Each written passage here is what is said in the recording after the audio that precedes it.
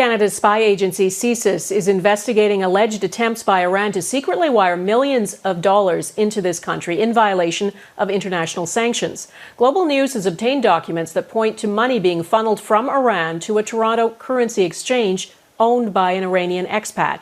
As Mike Drolet reports, the money may have been used to conduct foreign influence. Behind the massive doors of his North Toronto mansion, Iranian expat Alireza Onghaei lives a life of privilege. But since arriving in Canada in 2008, his attempts at gaining Canadian citizenship have been put on hold as the Canadian Security Intelligence Service looks into his business dealings. Documents obtained by Global News show CSIS is investigating Onghaei for assisting the government of Iran in the clandestine wiring of monies into Canada.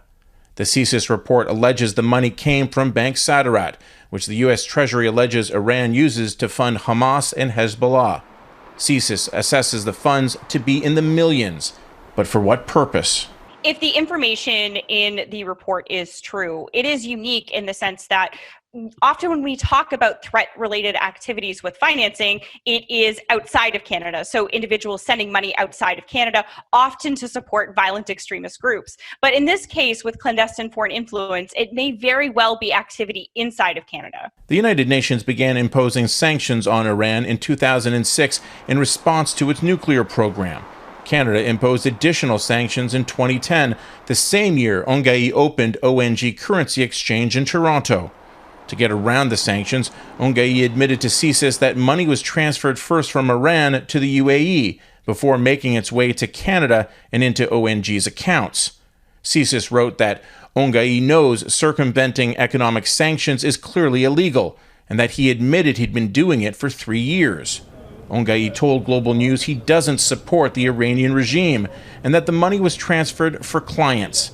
Toronto lawyer and human rights activist Kaveh Shahruz says there's been rumors in the Iranian community about vast sums of money arriving in Canada for the purpose of influencing Canadian foreign policy. And unfortunately what they're finding is that, the Iranian regime extends its tentacles into Canada. After ONG's registration was revoked in 2012, Onghaei became sole director of a company that sells surgical equipment. His finances remain a mystery. His first wife told the court in divorce proceedings he was worth $25 million, while he claimed to have earned as little as $7,500 in annual income. And while his latest appeal for citizenship was dismissed on November 9th, he told Global News he plans to continue fighting. Mike Drolet, Global News, Toronto.